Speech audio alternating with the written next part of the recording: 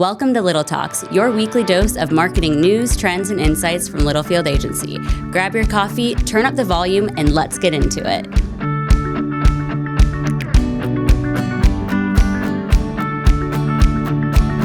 Welcome back to another edition of Little Talks with Littlefield Agency. My name is Sam Littlefield. With me is my boy. Boy. Hey, we're in the glasses gang. We're the glasses gang. If you're watching today, I've got my glasses on. Roop has cooler glasses. I got to give you. We both bought them from the same shop. Yeah. I got upsold a lot. Shout out Hicks Brunson, Utica Square. You did get upsold. I love it. He's a good salesman. He is. Daniel Brunson. He's so good. Mine are kind of a little more chill. I do have a fancy pair. Maybe I'll wear those next week. Tara doesn't really love me in glasses, but this time of year, it's kind of a fall mood. Yeah. You just rock glasses. I have to wear them because I can't see without them. Oh. And he talked me into the ones that are not really, they're not, what's it called? Where you look down and you can see close up. Oh, bifocals? Yeah, they're not bifocals, but they kind of help with that concept. Oh. And because you're always on your phone, I can't have contacts because then I can't see your phone. It's a whole thing.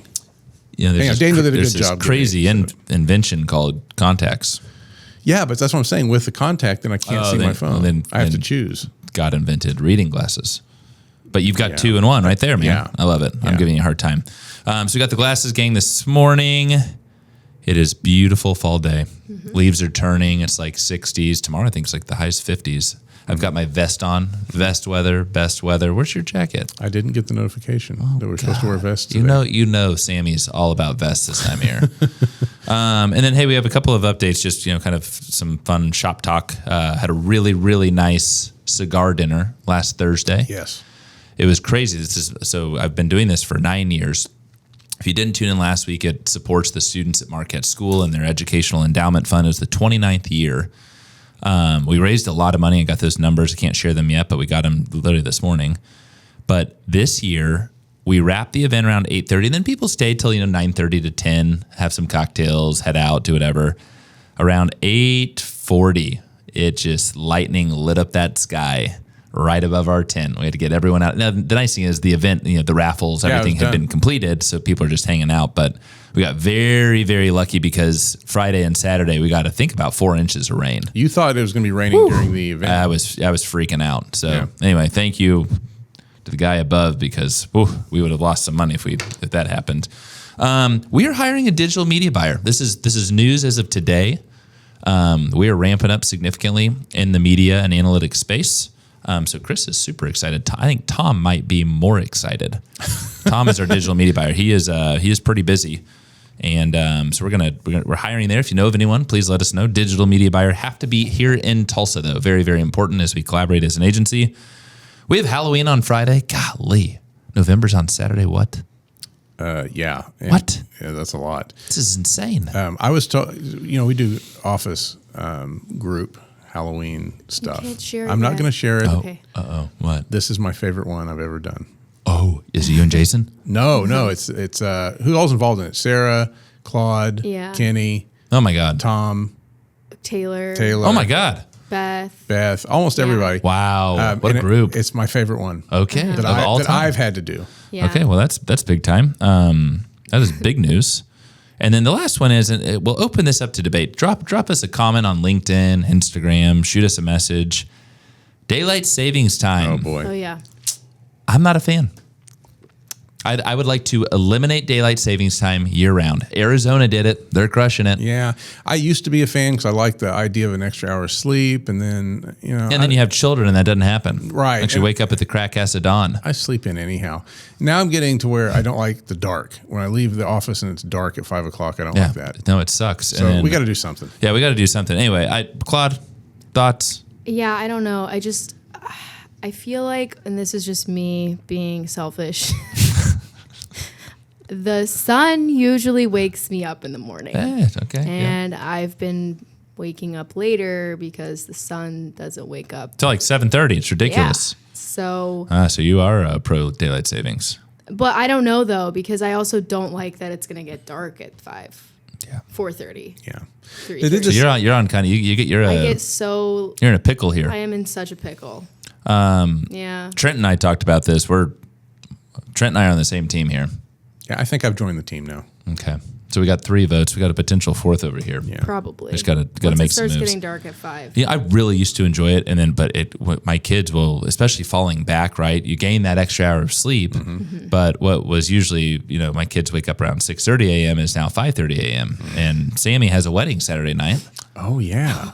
And 5:30 a.m. wake up call doesn't sound too pleasing with this wedding, which no joke goes until about 2 a.m. on Sunday. It is that day. It's that day, which I'm extra kind of fretting. Do I have an extra hour?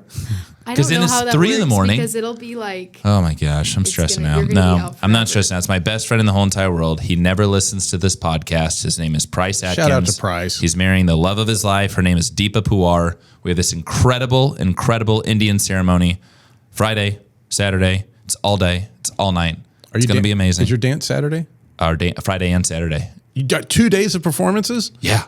No, it is intense. Let me see if I can get a ticket. It's coming along. If you're looking for me, you can find me in my office dancing. I'm not joking either. I'm not joking. I'm practicing up a storm, but God, I love my best friend and I love his soon-to-be wife, and it's going to be a hell of a celebration Friday, Saturday, and into the wee hours of Sunday. So we're going to kind of take it easy on Sunday, if you know what I mean. Yeah, you got to recharge. Just recharge on the porch. And anyway, moving on to the good stuff.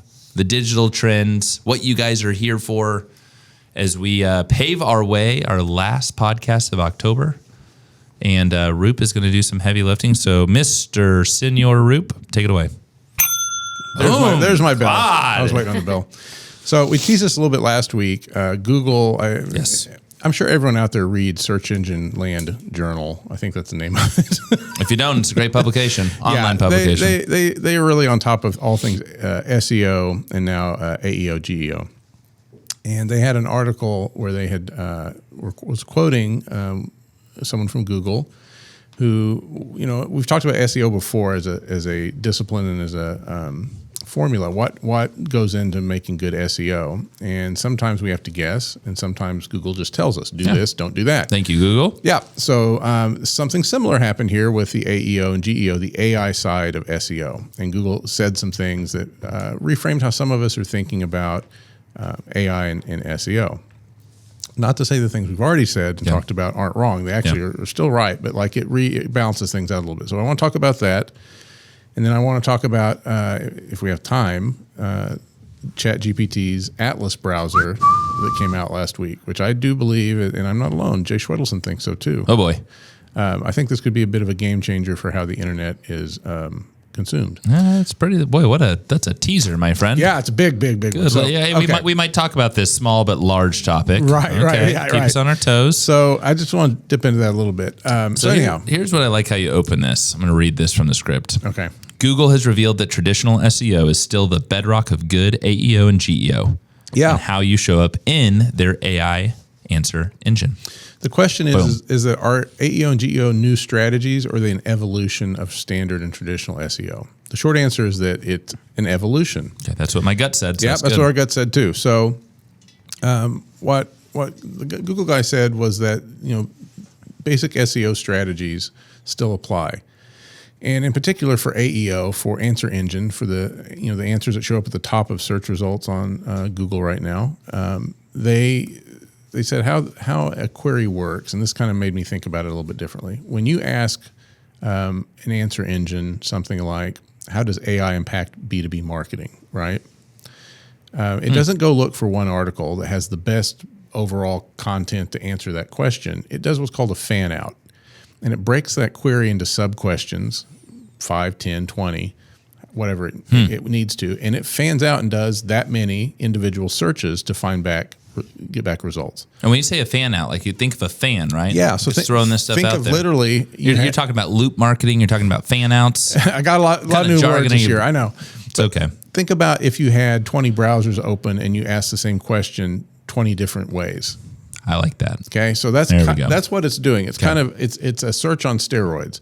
The AI bots go out and do this for you. They then are applying traditional SEO to find chunks on the page. And by the way, they've said that Google has been using a chunk concept since 2020, 2021 for regular SEO anyhow. I think probably to get ready for what they knew was coming here. The old chunk and fan out. So the fan out goes out and grabs some chunks, comes back, piles that all together, and formulates a response to you.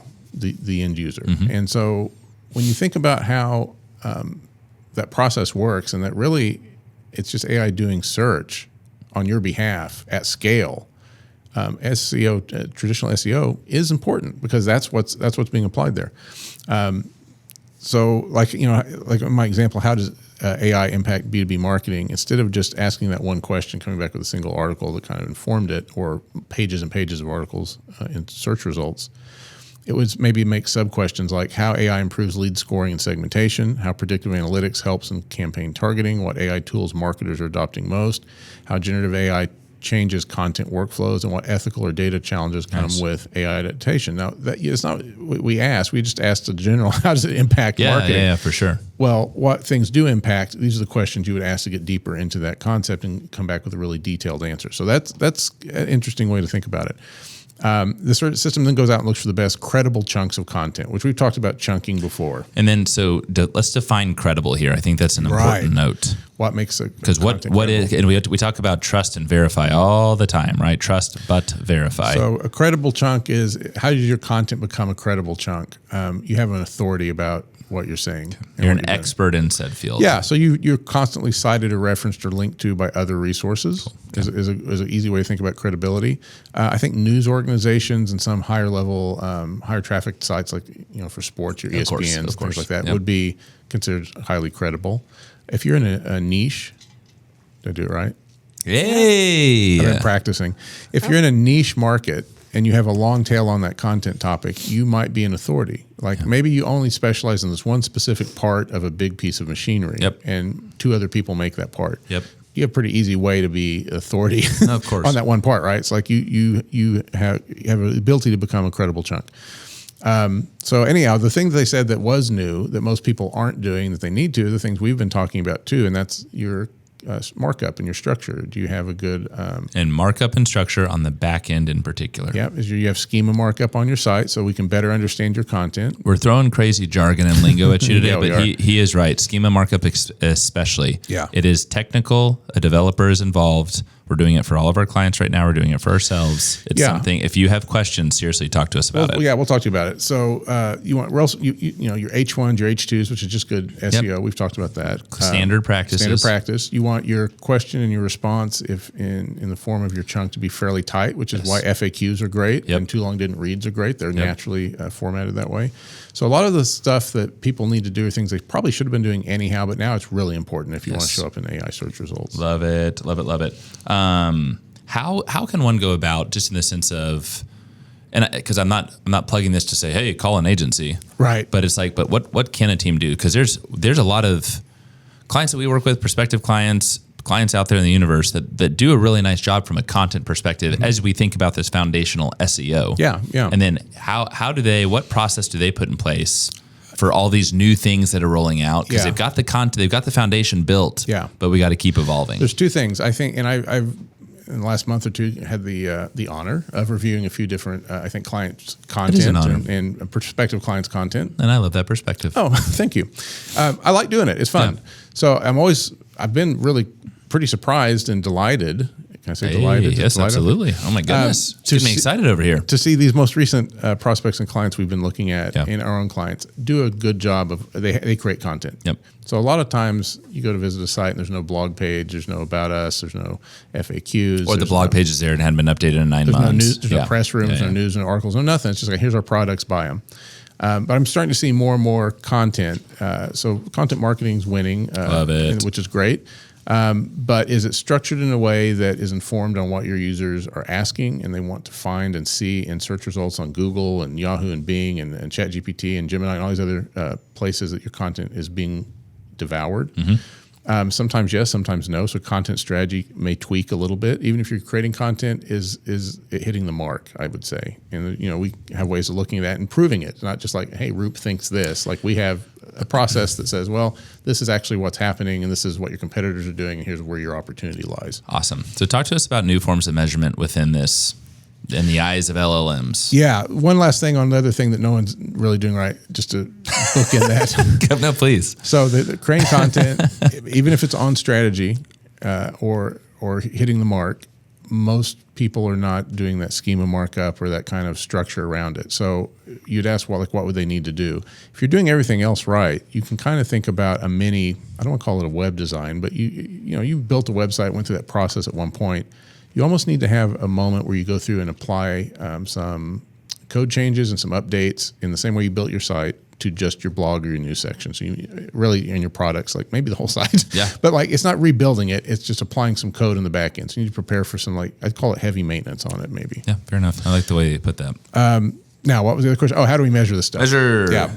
So we've talked about measuring before. The measuring's still the same. If you're talking about SEO, it's, where do you show in search results? And search results are a stack of articles. For AEI, SEO. AEI? AEI, I'm just making up letters. AEO. I almost sang Old MacDonald. You know that song? AEO. Yeah. I think it's a Nelly song too. Anyhow, I digress. In AEO and GEO world, you're wanting to see how, the things you're measuring that we measure are how frequently you show up for a query where you should show up against your competitors or your competitive set, and what is the sentiment around it? Is it showing up in a positive light or a negative light? And we have tools that monitor this stuff and keep track of it over time. And that's why we know that most prospects and clients right now have nothing but opportunity and green fields and blue skies ahead, because everyone's kind of not doing the stuff we've talked about. So they're all kind of gathered together. Nice. A couple are doing better, but most are kind of gathered together. The opportunity to break away from the herd is really high. The herd. The herd. That's how I look at it. I'm really liking your dialect today. Yeah. No, this is great. What I love about this is actionable. These are things that you can do today with your team. Go back and do your thing, create some great schema markups, and improve your share of voice, sentiment, and overall SEO, AEO, GEO rankings. Yeah. So, hey, Claude, how are we on time? Do we know? We got 10 minutes. We have 10 minutes? Mm-hmm. Yeah, so we've done 20 minutes. Yeah, we have. Mm-hmm. Do you want to tease? I want to tease it, and then let's go into next week's episode. Next week. Boom, okay. Do it. Because he's excited. Yeah. The other thing we wanted to talk about was last week, OpenAI, which is ChatGPT, its parent company is called OpenAI, released a browser called Atlas. So now you've got... Love the name, by the way. It's pretty cool. So you've got Chrome, you've got Safari, you've got whatever crap Windows is running now, Edge browser. Hey, it'd be nice. It used to be Internet Explorer. We all hated it. I think Opera may be hanging around. I don't know. There's browsers, tools you use to access the internet. ChatGPT rethought this a little bit and baked in really well their AI component. So if you surf a website now, there's a lot of detail we'll go into next week. But if you go to a website now, you have a little AI companion on the side there that you can say, hey, I don't want to read this whole article, summarize it for me. Dear mother. Can you fact check this for me real quick and tell me other sources they might have gotten this information from? You can even go as far as to say, I don't want to fill this form out. It's 3 pages long. Do it for me. And it'll just take over your screen and start doing it. Now, people are worried about some privacy stuff. I get that. We'll talk about that next week.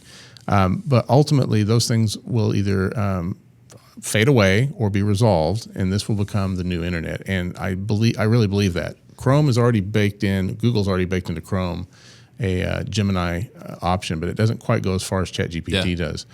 We've been saying for a while that interfaces like in the LLMs, the interfaces like ChatGPT and Gemini and Copilot are probably the future way people are going to grab content and digest content. So does it become the new web in the way that social had become the new web back in the mid-2000s? Well, and what I love about this is content is obviously still very, very important. But my word is, first off, Sammy Altman is a beast. Yeah. Dear God.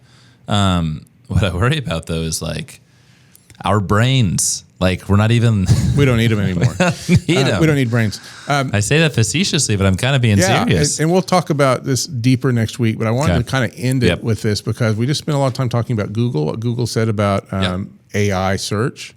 Well, now we're going to talk about an AI company that's getting into the browser game. So you start to see kind of lines being drawn and how the battle for the future of our attention is happening. That's a good way to put it. And OpenAI is very much a player in this game. They are, when Google came on the scene, they were kind of the new kids on the block, and Microsoft were the ones that were the kings. We never talk much about Microsoft anymore. Google's been the talk for 20 years. I think we're at the same thing where Google becomes more like a Microsoft and OpenAI becomes the new Google. That's the potential. But I don't think Google's going easily. Yeah, so. No. And they're smart. They got good products. No, they've got, Sundar and team are great. Wow. Okay. So there's a lot to digest there. There's some teas for next week. It's going to be a great one. Roop, this is wonderful. Very timely, actionable. It's a good podcast. I like that. And this is all you. Yeah. And I like that we have the script for next week already ready. So. Yeah. No, some people say kill two birds with one stone. My wife says feed two birds with one scone. That's so much nicer. Like that. Yeah, So right. I was like, better. that's Dr. very Littlefield, good job. Dr. L. you for Love that lady. So stay tuned for next week. Vest next week. Yeah, I'll bring a vest. Vest and glasses. The Always Vest glasses. brothers are back, baby. The Vest brothers and the glasses And gang. the glasses gang are back. Guys, ladies, thank you so much for listening. As always, we will see you next week. Roop, until then. Adios. Bye-bye. And that's a wrap. We hope you found a spark of inspiration for your marketing strategy. Don't forget to subscribe and follow us at Littlefield Agency to keep the conversation going. Catch you next time.